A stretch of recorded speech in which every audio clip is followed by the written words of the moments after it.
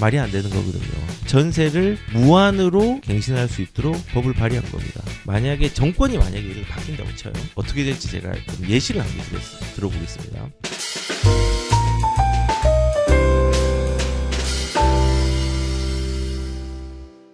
이번에 나왔던 무한갱신 청구권, 이번에 발의했죠. 이게 말이 안 되는 거거든요. 세입자가 원할 때는 전세를 무한으로 갱신할 수 있도록 법을 발의한 겁니다. 지금은 한 번 정도밖에 갱신을 하지 못하거든요. 근데 이거를 이 임차인이 원할 때까지, 죽을 때까지 이렇게 한다고 하는 겁니다. 이거를 발의한 겁니다. 이게 비단 이번에만 있진 않았습니다. 예전에 2020년도도 박주민 의원이 무한갱신 청구권 발의를 해가지고 이걸로 또 통과가 안 됐죠. 그냥 없어졌죠. 폐기가 되었죠. 폐기인데 또 이번에 또 이렇게 한 겁니다. 결론부터 말씀을 드리면요. 일단은 오늘 철회가 됐습니다. 여기에 해당 이름을 공동발의로 올렸던 조국당, 그다음 더불어민주당, 다 더불어민주당이랑 진보당이랑 조국혁신당이죠. 이제 사회복지에 최선을 다하시는 분들이시죠. 이분들이 발의를 했지만은 결국은 이게 이제 즉각 반발로 철회가 좀 된 부분이 있다. 그러니까 왜 이게 문제가 되냐면요. 임대인의 재산권이 크게 침해를 받습니다. 계약갱신 청구를 할 경우에요. 5%밖에 못 올리잖아요. 그러면 5% 이상으로 가격을 못 올리는 시기를 계속 반복을 해야 되는 거예요. 그러면 자금의 유동성에 제한을 받고, 근데 재산은 내 거니까 세금은 내가 계속 내는 거예요. 임대인들이 자원봉사를 하는 거예요. 아니 나는 지금 대가 없이 그냥 집을 사가지고 계속 그냥 자원봉사를 하면서 임차를 내주고 있는 거예요. 뭐 수리도 해주고 그 다음에 세금도 내고 하고 있는데 임차인은 가만히 있는 거죠. 임대인은 돈을 내는데 자원봉사자가 아니거든요. 그래서 문제는 임대인의 재산권에 침해가 되게 큽니다. 만약에 이걸 하면요. 지금도 큰데 더 커집니다. 그리고 두 번째 문제는 뭐냐면요. 항상 이런 그 임대차 입법이라든지 그 요 부분들이 이제 개재가 되고 나면은 문제가 뭐였어요? 가격들을 선반영하는 현상들이 계속 일어났어요. 무한갱신을 한다고 하면은 지금 신규로 가지고 있는 전세를 맞추려고 하는 물건들 어떻게 되겠어요? 굉장히 크게 폭등을 할 겁니다. 우리가 이거 경험을 했잖아요. 1990년대도 전세를 1년에서 2년으로 바꿀 때 어떻게 됐죠? 가격들이 30% 이상 올랐습니다. 전세가가. 1989년도 12월 30일 날 사실은 이 법을 발의해 가지고 1월 달에 이제 시작을 했거든요. 근데 요게 1년에서 2년 할 때 30% 급등을 하고 선반영도 되었습니다. 보시면은 뭐 12월 달에 개정해서 전세가가 엄청나게 폭등을 했습니다. 선반영되고 가격이 올라갔습니다. 그러면 세입자를 보호를 못 하는 거거든요. 이게 1989년도고요. 2020년도도 보면은 우리가 계약갱신 청구권을 발의한 다음에 선반영돼서 미리 올라가고 꽤 많이 올라갔습니다. 굉장히 급등을 했었죠. 급등을 했습니다. 그래서 우리가 이런 계약갱신 청구권을 한 번만 해도 이렇게 올라간데 무한으로 한다고 하면요. 새롭게 나오는 물건들은 되게 작은데 이 작은 물건들이 가격들이 엄청나게 올라가 있을 겁니다. 그리고 이게 시세라는 게 없어집니다. 세 번째 문제는요. 이중 가격이 형성이 되는 거예요. 뭐 우리가 이거 경험했잖아요. 요때가 2020년도 7월 30일 요때부터 8월이 딱 지나서 이중 가격이 형성됩니다. 어떤 사람은 전세를 2억 5천에 있는데 어떤 사람은 4억 4천에 있네요. 어떤 사람은 전세를 지금 5억에 있는데 어떤 사람은 2억 4천에 있습니다. 이게 시세가 없어지는 거예요. 이게 시장 가격이 교란이거든요. 이런 이중 가격이 지속될 겁니다. 그리고 지금 계약갱신 청구권이 있은 다음에 상승장에는 좋죠. 이게 상승장에는 이게 억제하는 효과가 있지만요. 하락장에는 어떻게 할 겁니까? 5% 안 올리잖아요. 더 내려야 되잖아요. 내리는 데는 마이너스 5%가 없어요. 그냥 내리는 것도 10%, 15%, 20% 내립니다. 이거는 임대인들 보호를 못 받는 거예요. 그래서 지금 이렇게 한번 역전세들이 한번 겪어지고 다시 이렇게 제자리를 찾아가고 있는데 만약에 무한갱신 청구권을 한다고 하면은 이렇게 되다가 또 이제 이중 가격들이 형성이 될 겁니다. 되게 높은 왜냐면은 전세가 줄어들잖아요. 계속 전세 매물이 없어지면은 전세가 희소해지면서 가격들이 올라가겠죠. 근데 그렇게 새롭게 나온 신규 물건들은 주인이 계속 가격을 올리겠죠. 그 올리면은 어떻게 될까요? 기존에 무한갱신을 하는 애는 계속 이 가격들은 낮게 있을 거고 신규로 나온 물건들은 가격이 뻥 튀어서 이 격차들이 훨씬 더 커질 겁니다. 시세가 교란이 되는 겁니다. 그래서 무한갱신 청구권은 나오면 안 된다. 예. 앞으로 뭐 정권이 바뀌어 가지고 뭔가 이 복지에 대한 부분으로 가는 이게 현실이 된다고 하더라도 이 부분들은 또 막아야 되는 부분 중에 하나입니다. 그리고 이 무한갱신 청구권이 되면 안 되는 이유가 우리가 경험을 했잖아요. 요거를 분쟁이 너무 많이 생깁니다. 서울시의 임대차 분쟁 관련 상당 건수, 임대차 보호법을 시행한 이후부터는요 급증을 합니다. 2019년도는 평온하게 갔잖아요. 비슷하게. 근데 이 2020년도 7월 이후부터는 보십시오. 분쟁이 엄청나게 많이 일어났습니다. 이게 분쟁을 조정을 해주는 게 법인데 분쟁을 더 야기시켰어요. 서로 편가르고. 그리고 이런 게 있을 수 있죠. 신규 공급이 주는 거예요. 전세가 안 도니까 신규 공급이 줄고 전세 물량이 시장에 많이 안 돌기 때문에 임차 물량이 부족하게 됩니다. 그러면 임차 물량이 부족하면요. 전세 가격은 수요와 공급의 원칙에 의해서 올라갈 겁니다. 공급이 작으니까. 수요는 많은데 공급이 작으니까 가격이 올라가겠죠. 그러면 이게 또 월세로 수요에 또 이동이 나타나겠죠. 그래서 지금 만약에 이런 무한갱신 청구권을 하면요. 임차 시장이 굉장히 혼란스러워집니다. 그리고 아까 말한 것처럼 새롭게 진입하는 임차 수요들도 있을 텐데 이분들은 새로운 물건을 찾아야 되잖아요. 주거 비용을 엄청 크게 많이 내겠죠. 왜냐하면은 전세는 계속 돌아야 되는데 안 도는데 가끔씩 한 개가 나와. 한 개가 나오는데 그거는 희귀하니까 희소하니까 가격들을 뻥 띄워 놓겠죠. 근데 새롭게 진입하는 임차 수요들은 늘 있잖아요. 20대들도 이제 독립을 하면은 진출을 할 거고 30대도 진출할 거고 그 사람들이 뭐 임차 물량을 맞추려고 하는데 주거 비용이 얼마나 많이 들겠습니까? 뻥 띄어 있으니까. 이런 가격의 교란들이 굉장히 심각하게 나타나는 게 무한갱신 청구권이라는 겁니다. 무한갱신 청구권을 하면은 임차인을 보호하는 게 아니라 임차인들이 희생됩니다. 그래서 선으로 포장된 것들을 선으로 곱게 받으면 안 되고요. 그 결과들도 고민하고 생각하고 보시는 것들이 저는 필요하다 생각을 합니다. 근데 이제 다만 이러한 이제 법들이 나중에 정권이 지금의 가치에서 복지의 가치로 흘러가면요. 굉장히 많이 나올 겁니다. 만약에 복지 국가에 대한 부분들이 실질적으로 정책이 시행이 되면은 어떻게 될까요? 만약에 정권이 예를 바뀐다고 쳐요. 어떻게 될지 제가 좀 예시를 한 개 들어보겠습니다. 자, 만약에 지금보다 더 큰 복지국가의 정책들이 시행된다면은 어떻게 될까? 철수 사례입니다. 철수 사례. 철수라는 사람이 있는데 현재 집이 두 채가 있습니다. 그리고 A라는 주택은 실거주용이고 7억에 매수를 했고 공시가는 한 5억 정도가 됩니다. 그리고 B라는 주택은 갭 투자를 했습니다. 4억에 매수를 했고 공시가는 3억입니다. 뭐 이게 사실은 뭐 자본주의 사회에서 이 2주택 가지는 게 잘못은 아니죠. 그런데 이런 상황에서 갑자기 2025년도에 집을 두 채를 가지고 있는 상황에서 정권과 정책의 기조가 복지 편향적으로 바뀌기 시작했다고 가정을 하겠습니다. 즉 부동산의 규제가 강화가 되는 부분으로 이제 되었다고 가정을 하겠습니다. 일단은 정책이 바뀌었는데 갑자기 국가에서 토지의 공시가에 5%에서 10%의 세금을 매긴다고 합니다. 세금을. 왜냐면은 이 토지라는 거는 이제 집의 땅의 부속물이 또 집이잖아요. 그러니까는 집을 가진 사람도 땅이 포함되어 있으니까 토지에 대한 부분을 소유하고 있는 거겠죠. 그 토지에 해당된 거 5%에서 10%의 세금을 매긴다고 합니다. 그러면 모두 이 새로운 세금이 추가된 게 무섭겠죠. 재산세는 내지만은 집을 가진 사람뿐만 아니라 땅을 가진 사람까지도 이 종부세에 해당되는 땅의 세금을 내라고 국가에서 얘기를 합니다. 예. 그리고 보수적으로 만약에 이게 5%의 세금으로 실거주집을 만약에 잡는다고 하면은 실거주집이 얼마였죠? 아까 전에 실거주가 뭐 공시가가 5억이라고 하면은 5억에 5%면요 2,500만 원이잖아요. 그렇죠?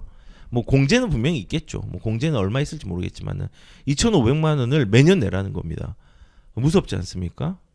그래서 너무 무서워서 갭투자 아파트도 세금을 그 토지 공시가의 5%에 10%를 내야 되는데 너무 무섭고 갭투자한 집도 내야 되니까 집을 팔기로 결심을 하는 겁니다. 근데 이 땅의 세금이 무서워서 매도 결심을 했죠. 매도 결심을 했는데 정책이 바뀐 거예요. 어떻게 바뀌었냐면요. 집값을 정해준답니다. 집값을 물건과 지역들을 국가에서 집값을 정해준다고 했습니다. 근데 집값은 얼마냐? 8억으로 올랐지만은 이거를 이제 집값을 측정을 해서 한 6억 정도로 측정을 한다고 합니다. 6억에서 5억 정도로.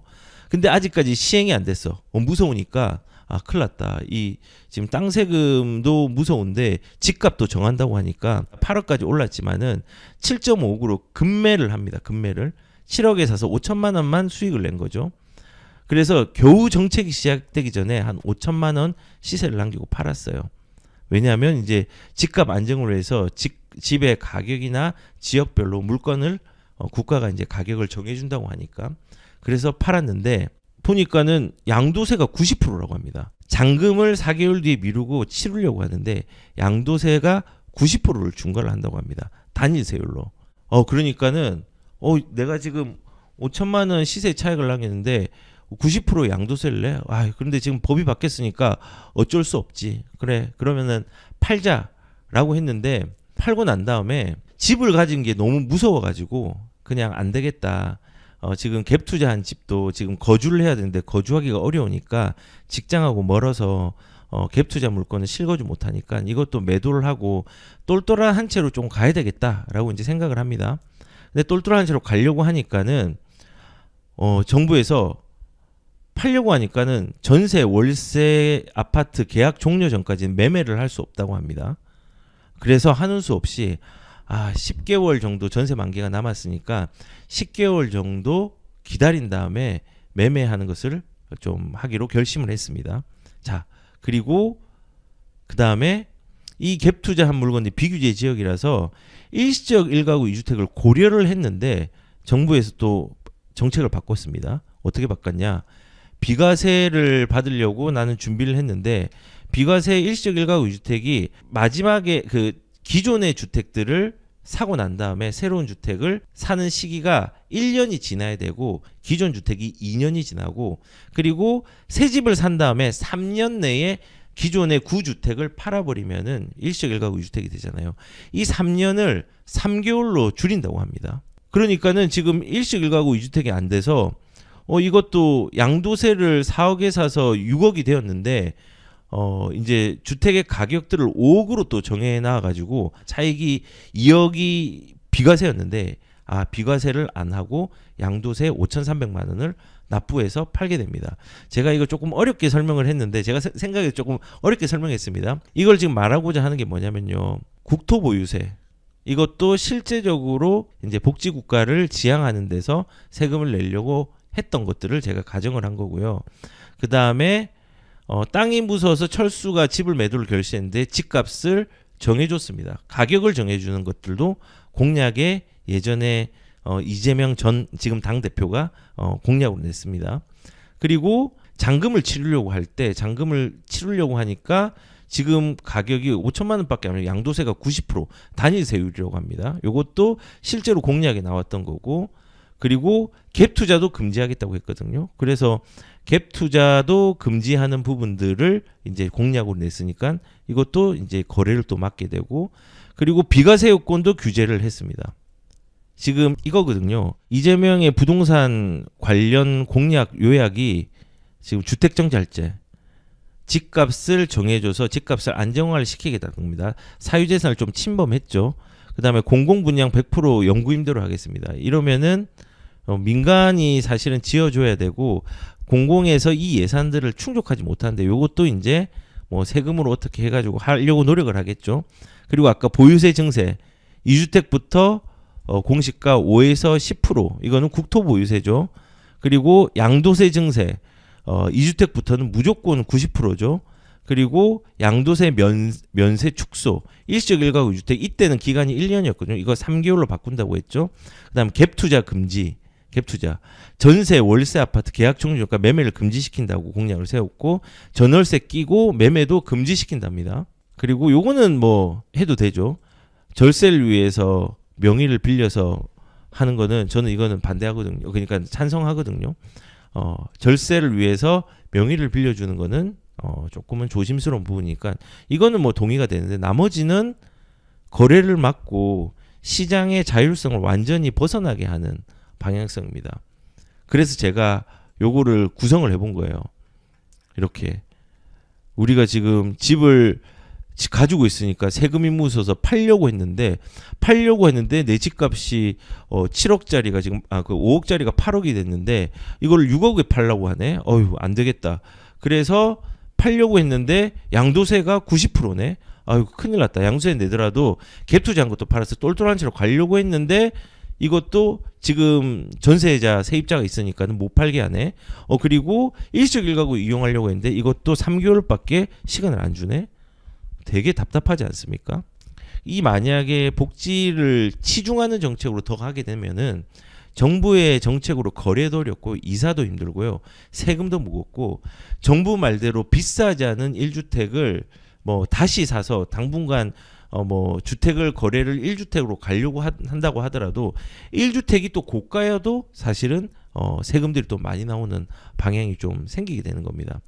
그래서 지금 만약에 지금 정부가 바뀐다면 복지 정책이 추구되는 정권이 들어선다고 하면은 아마 이런 규제와 제재들이 굉장히 커질 겁니다. 그리고 여기에 대한 취지는 뭘까요? 집을 한 채만 사라. 집은 1주택으로 해야 된다. 근데 실질적으로 정책도 이렇게 1주택 정책을 꾸준히 펼치면서 법을 바꾸려고 하는 시도는 굉장히 많을 겁니다. 왜냐하면 자 보시면은 2020년도입니다. 김태년 의원이 1가구 1주택 시대를 만들겠다. 투기 세력은 발본색원을 하겠다라고 얘기를 했습니다. 그리고 실제로 진성준 의원이 주거기본법 개정안을 발의를 했습니다. 이 진성준 의원 누군지 아시죠? 예전에 그 YTN에 나와가지고 막 집값 얘기하면서 뭐 밖으로는 집값 떨어진다라고 얘기했는데 이제 방송이 끝나고 난 다음에 그냥 농담식으로 그렇게 해도 집값 안 떨어져, 규제해도 집값 안 떨어져라고 발언했던 분입니다. 이분이 실제로 1가구 1주택을 원칙으로 해서 주거기본법 개정안을 2020년 발의를 한 적이 있습니다. 물론 이게 법으로 개정이 되는 결과물로 나오진 못했지만은 지금 복지를 추구하는 분들이 정권을 잡으면은 이런 정책들이 굉장히 많이 나올 겁니다. 그러면은 이런 1주택을 왜 하느냐? 집값을 안정화시키고 행복을 추구하기 위해서 하는 거라고 합니다. 근데 과연 1가구 1주택 원칙을 하면은 행복할까에 대한 고민도 해봐야 됩니다. 실제로 루마니아가 그 주택 보유율이 96%입니다. 이 당시에 2015년 기준이죠. 근데 2015년 기준으로 실제로 1가구 1주택을 정책을 펼쳐가지고 이렇게 96%까지 만들어 놓은 나라가 루마니아입니다. 그런데 루마니아가 이렇게 할 수 있었던 거는 일단은 루마니아가 1990년대 공산주의가 무너졌거든요. 그리고 정부가 자기 집에 대한 1주택 정책을 펼치는데 거기에 대해서 사람들이 잘 반응을 해줬습니다. 그런데 이분들이 과연 행복할까요? 행복하지 않습니다. 이 자가율이 96%인데 거의 뭐 결론을 말하면요. 루마니아 같은 경우는 평등도 효율도 다 놓친 대표적인 사례입니다. 그 이유가 뭐냐면은 이렇게 했더니 어떤 결과가 나왔냐면요. 전국 가구가 주택을 보유하고 있기 때문에 기업이 더 이상 집을 짓지 않습니다. 그러면은 새로운 집을 짓는다고 하더라도 집을 사는 사람이 거의 없거나 미비합니다. 그리고 좀 더 좋은 집으로 이사를 하려고 하는데 매수자가 나타나지 않는 상황이 만들어졌습니다. 그러면은 지금 건설 경기가 안 좋겠죠? 그러면 주택 건설이 조금 주춤하고 경제 발전이 약화가 됩니다. 왜냐하면 건설 경기라는 거 수요가 있어야지 집을 짓는데 수요가 동맥경화에 걸려 있으니까 집을 안 짓는 거예요. 그러면은 우리나라로 따진다고 하면 그렇게 되면은 이사에 따른 가구 산업이라든지 전자제품이라든지 이런 내수에도 되게 큰 영향을 미치거든요. 인테리어라든지 실제로 그렇게 영향을 미쳤거든요. 그리고 다른 지역으로 이사를 가려고 했는데 집을 못 구합니다. 그리고 다른 지역에 직장을 구해도 집을 구할 수 없으니까 이직과 구직이 힘들 겁니다. 힘들었습니다. 그리고 아이들이 독립을 하려고 하고 집을 사려고 하는데 이 집을 사기도 어렵고 새 방을 구하기도 어렵기 때문에 캥거루 주게 됩니다. 그리고 주택의 노화가 심각해집니다. 그래서 결국은 루마니아가 이런 1가구 1주택 강요로 주택 건설이나 임대 산업들이 굉장히 크게 붕괴가 돼서 경제가 많이 어려워졌습니다. 1가구 1주택 정책을 펼쳐서.